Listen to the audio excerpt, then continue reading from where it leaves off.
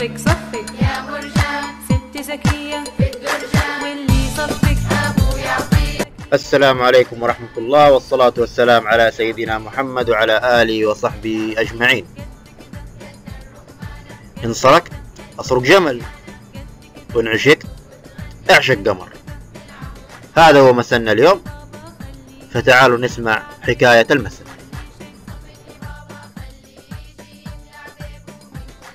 قصة مسنة باختصار عشان ما بطول عليكم، القصة طويلة. يقول لكم هذا كان في الحي راجل طفران ما حيلته شيء في الدنيا دي، ومعروف في حيه بأنه شحات،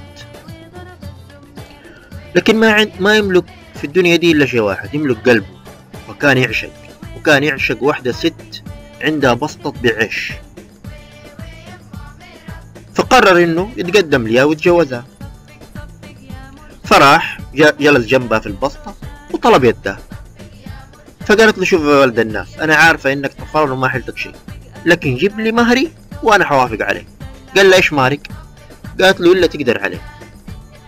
طبعا هو ما حيلته شيء، راح طول الليل يفكر إيش يسوي، فقرر إنه يسرق.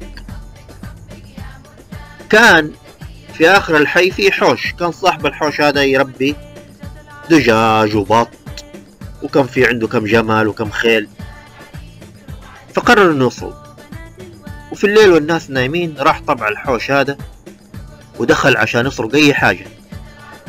طبعا وما قدر يسرق إلا إنه يشيله كم بيضة، يبقى شيء خفيف يشيله بسرعة ويخرج. فشله كم بيضة، وهو خارج يشير الرحمن إنه يشوفه صاحب الحوش من حظه السيء. المهم مسكوا صاحب الحوش وربطوا في الشجرة وقال له: والله في الصباح لا أوديك عند القاضي أشتكيك. المهم أخذوا في الصباح وداه عند القاضي. المهم القاضي جالس يسألوا: ليه سرقت، وإيش سرقت، وعشان إيش سرقت؟ فقال لي القاضي قصته، وقال: أنا أعشق فلانة، والفلانة تبغى مهرها، وأنا ما حيلتي شيء، فقررت إني أسرق.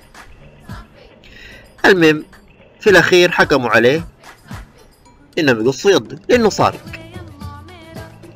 المهم هم ساحبينه لساحة الإعدام أو ساحة قطع اليد. فاللي ماسكه السياف يطالع فيه يقول له: والله أمر غريب. قال له: إيش؟ قال له: ما لقيت في البلد إلا اللي تبيع العيش، وعشان تضيع يدك وتسرق بيضتين؟ يا أخي لو سرقت اسرق جمل، وإن عشقت أعشق قمر. هذه هي قصتنا باختصار. إن سرقت اسرق جمل، وإن عشقت أعشق قمر. ونشوفكم إن شاء الله بكرة في حكاية جديد ومثل جديد من أمثال عم وليد. والسلام عليكم ورحمة الله وبركاته.